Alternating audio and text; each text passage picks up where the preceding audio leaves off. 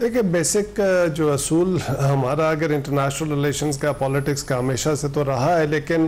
یہ جو پچھلے چند سالوں میں آپ جس طرح سے ہیلپ لیسنس دیکھ رہے ہیں یو این کی، کہ وہ ایک سمبولک جو ویلیو بھی ہوتی تھی کہ جہاں پہ ایک پلیٹ فارم پہ اکٹھے ہو جاتے تھے،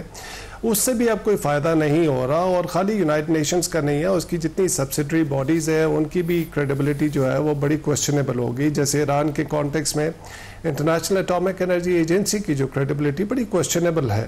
بیکاز انہوں نے رپورٹ کس طرح سے اس کو انجینئر کیا اور کس ڈے پہ کیا. اور جو میں کوریوگرافک کی بات کر رہا تھا، کوریوگرافی ایران اور اسرائیل کے درمیان کی بات نہیں ہے، وہ کوریوگرافی انٹرنیشنل انسٹیٹیوشنز اسرائیل اور یونائٹڈ اسٹیٹس کے جس طرح سے وہ بلڈ کیا گیا کیس، کہ ایک دن پہلے آپ بورڈ آف گورنرز کی میٹنگ بلا کے، اور وہ رپورٹ جو جس بیسس پہ تھی وہ تھی اسرائیلی انٹیلیجنس کی رپورٹ کے بیسس پہ کہ جی ایران کا جو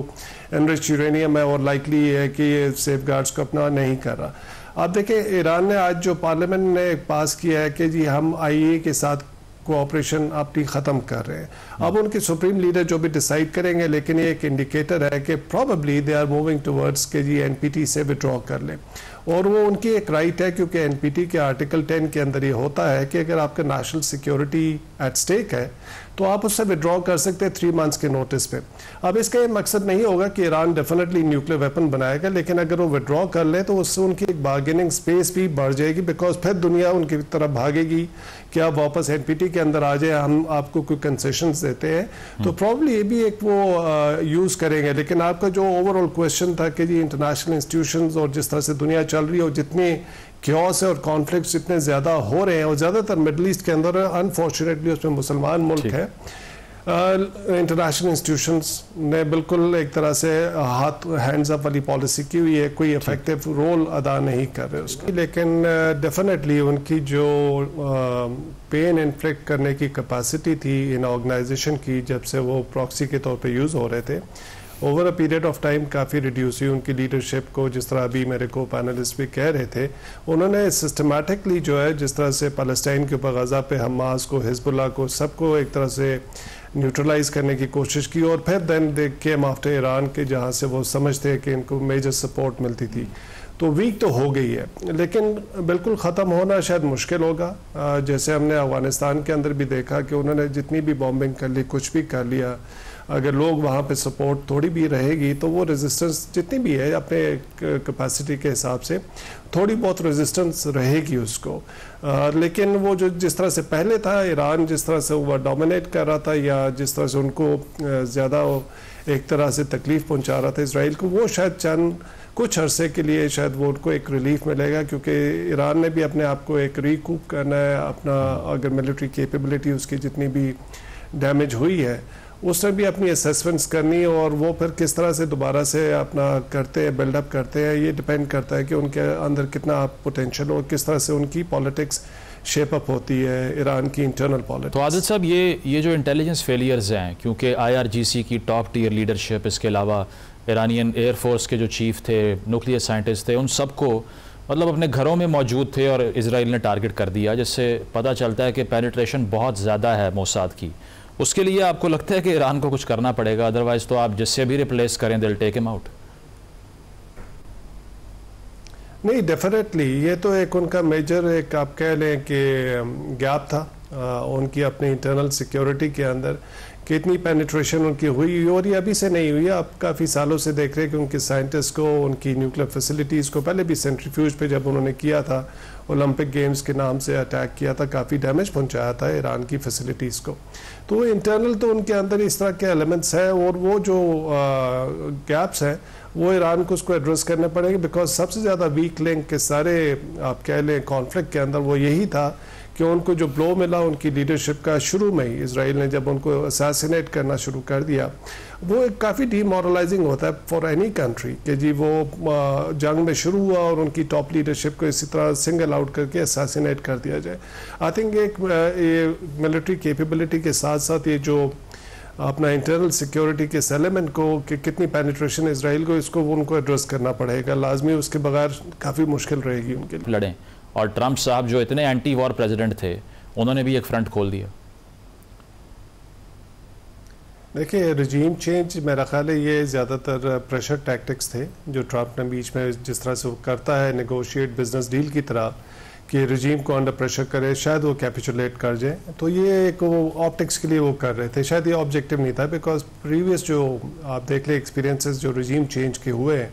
عراق کے دیکھ لیں یا ایون افغانستان میں دیکھ لیں یا جو بھی سیریا میں دیکھ لیں کو اس کا رزلٹ اتنا پازیٹیو نہیں آیا, زیادہ ٹرموائل ہی ہوا. اور ایران کو اگر وہ کرتے تو ان کو پتا تھا کہ یہ میس میں اگر وہ چلے جائیں گے تو کافی مشکل ہو جائے گا. باقی رہی کہ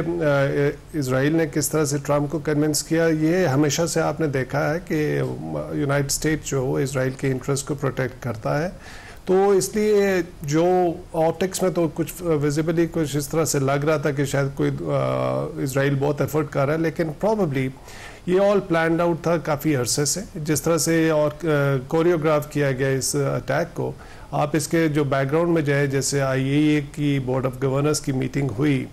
جس دن میٹنگ اور جس طرح سے وہ کنوین کی گئی اور جس طرح سے اس کی ریزولوشن پاس کی گئی وہ تھن میجورٹی کے ساتھ, تو آپ جب اس کے جاتے ہیں اس اٹیک سے پہلے کے جتنے بھی ہیں اور جو نیگوشیشن چل رہی تھی یہ بڑا کیئرفلی کوریوگراف کیا گیا تھا اور ان کا اینڈ آبجیکٹیو اسرائیل اور یونائٹڈ اسٹیٹس کا یہی تھا کہ وہ اٹیک کریں گے.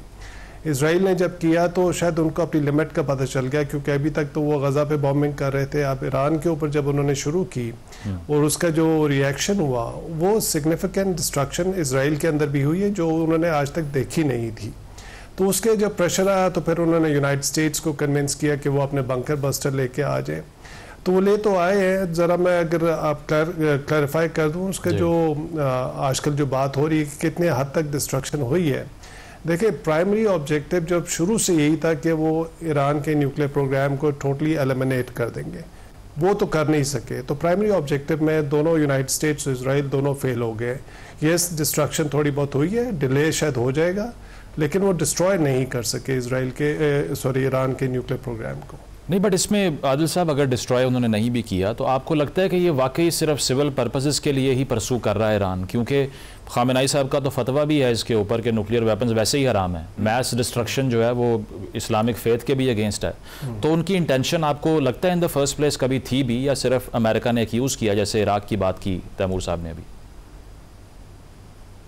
دیکھیں ڈفرینٹ پرسپیکٹیو اس پہ ہو سکتے. ایران پہ ہمیشہ یہ تھا کہ نیوکلیر لیٹنسی کی پالیسی وہ اڈاپٹ کیے ہوئے ہے جس کا مطلب یہ تھا کہ وہ پیسفل نیوکلیر پروگرام کے تحت اپنی کیپیبلٹی یا کیپیسٹی کو اس لیول تک لے کے جانا چاہتے تھے کہ کبھی اگر بریک آؤٹ کی ضرورت پڑی تو فتویٰ واپس ریٹرن کر کے یہ بریک آؤٹ کر بھی سکتے ہیں. وہ نیوکلیر ویپنز بنانا ان کے انٹرسٹ میں اس لیے نہیں تھا کہ پھر خالی اسرائیل نہ ہوتا اس ریجن کے لیے ان کا ایڈورسری, باقی بھی ریجنل کنٹریز نے انڈیکیٹ کیا ہوا تھا کہ اگر ایران نیوکلیر ویپنز بنائے گا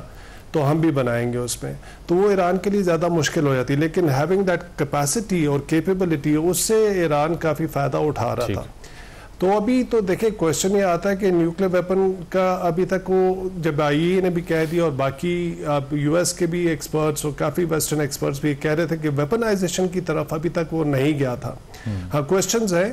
کہ 60% جب آپ جاتے ہیں بیونڈ 20% تو وہ پھر کویشچنز ہو جاتے ہیں کہ پھر آپ کی انٹینٹ جو ہے شاید پیسفل نہیں ہے. تو وہ 60% انرچ تو وہ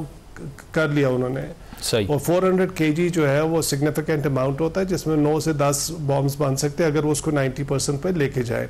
وہ ایک الگ بات ہے کہ فیوچر میں انہوں نے کیا کرنا تھا, لیکن ابھی تک آن گراؤنڈ اگر دیکھا جائے تو انہوں نے نیوکلیر ویپن نہیں بنایا تھا. فیسلٹیز ساری سیف گارڈز میں تھی, یہ HEU بھی انڈر سیف گارڈز تھا, IAEA کی مانیٹرنگ ہو رہی تھی. تو اس لحاظ سے ہم اس طرح سے کہہ نہیں سکتے